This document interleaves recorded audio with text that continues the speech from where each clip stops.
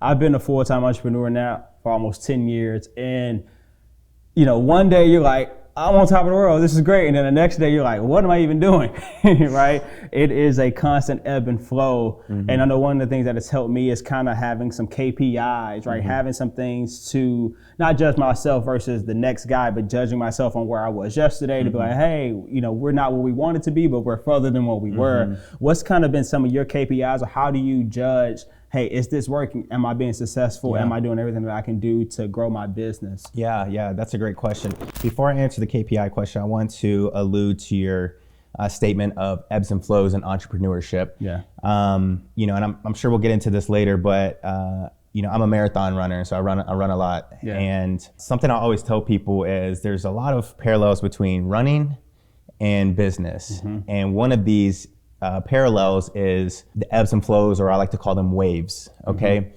When I'm running a marathon, you know, I'll go through super highs where I feel like, man, I could hold this pace for days, right? And then all of a sudden we're in the low, right? And it's like, man, I'm just fighting through this. Am I gonna make it? I wanna quit.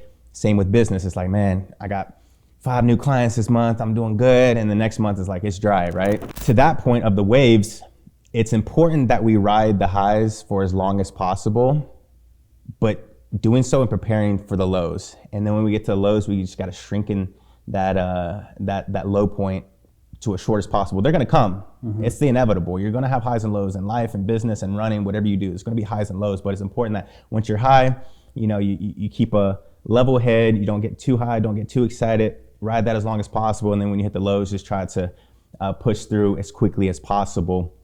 But to the KPI points, I'm gonna be honest, man. I don't track too many KPIs. I track a lot of metrics in my training. And so it's something that I want to work towards in business.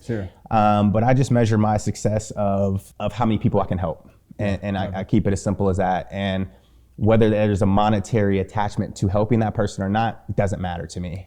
You know, and so KPIs are definitely important. You got to measure, just like I measure people in fitness. I measure, you know, your weight, your BMI, all this stuff. Are we increasing weight? Like, super important. I'm not saying that it's not. That's just not a point where I'm at in my business. And so something I'm going to get into, I was actually having a conversation with one of my friends today. He's an entrepreneur and he's on track to do about $500,000 this year. And I'm like, hey man, are you tracking your KPIs? He's like, nope. And I'm like, you probably should be. And so, that's definitely something that we'd have to do, and it's to come. Yeah, absolutely.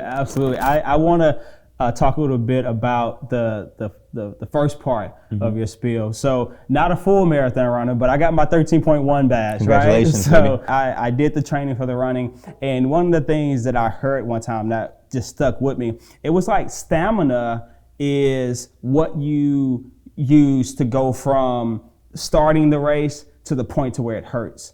Endurance is every step after that. That's good. Right?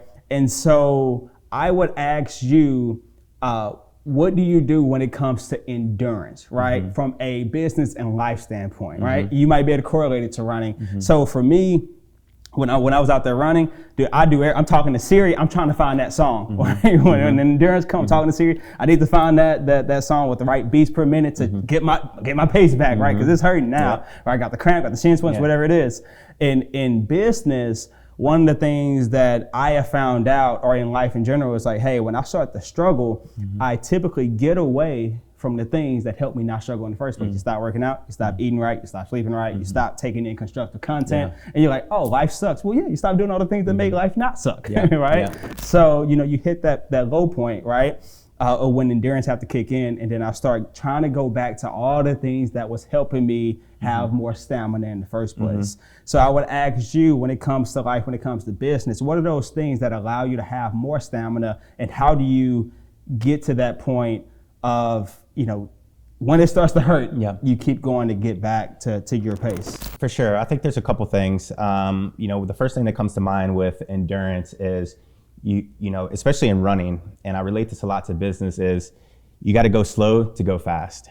And that's what I preach to my marathon runners. A lot of people just start out so quick. Even with business, a lot of businesses fail because they try to grow too quick. And so for me, the endurance part is going slow to go fast. Now, to that point, money loves speed. So decisions have to be made quickly, right? But wealth loves time. And so just understanding, thinking in decades, right? Not weeks, not months, not years, but in decades, right?